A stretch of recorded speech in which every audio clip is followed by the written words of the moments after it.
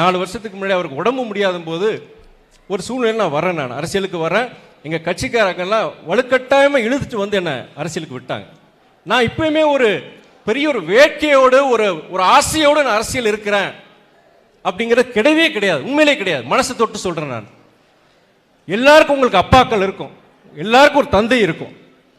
அந்த தந்தைக்கு ஒரு தலைகுனிவு வந்துடக்கூடாதுன்னு நினைக்கிறோம் எல்லாரும். எங்க அப்பா ஒரு சகாப்தம்,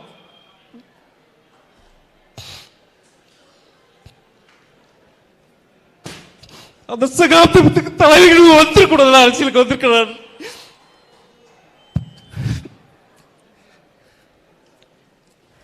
டென்ஷன் பண்றீங்கன்னு எனக்கு தலைகுனிவு வந்து அப்ப எங்க அப்பாவுக்கு தலைகுனிவு வந்துடக்கூடாதுன்னு அரசியலுக்கு வந்தேன் நான்.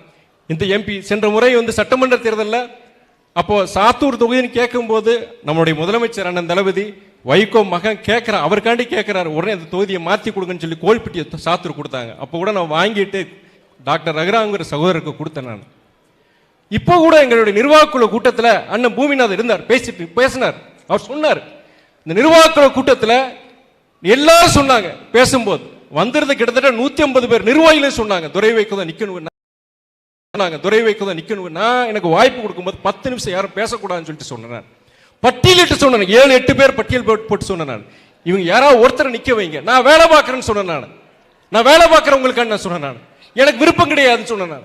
ஆனா கட்சிக்காண்டி எனக்கு விருப்பம் இல்லாத ஒண்ணு நான் ஒரு அரசியல்ல வந்து இந்த எம்பி தேர்தல் எனக்கு பெரிய ஒரு வேட்கை கிடையாது. எங்க அப்பா காண்டி, எங்க கட்சிக்காரனுக்காண்டி, எங்க கட்சிக்காண்டி, எங்க அப்பா காண்டி 30 வருஷம் உழைச்சு உழைச்சு உழைச்சு தேஞ்சிட்டாங்க எங்க ஆளுங்க.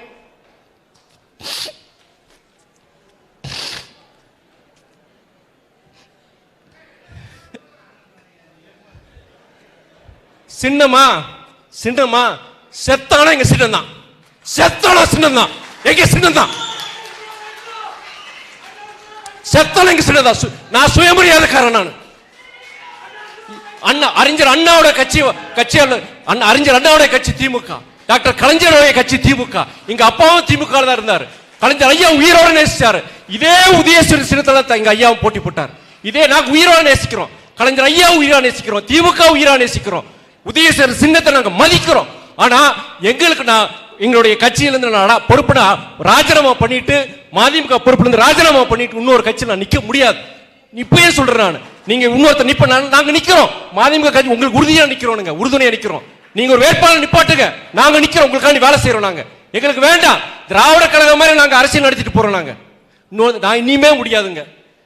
இன்னைக்கு நேரத்தில் முன்னாடி சொன்னாங்க, நிறைய பேர் பேசும்போது சொன்னாங்க, இன்னைக்கு நாட்டில் என்ன பிரச்சனை இருக்கு, மதவாத சக்திகள் தமிழ்நாட்டில் வந்து திராவிட இயக்கங்களை அழிச்சிட்டு அவங்க மதவாத சக்திகள் வந்து இன்னைக்கு வேறும் நினைச்சிட்டு இருக்காங்க.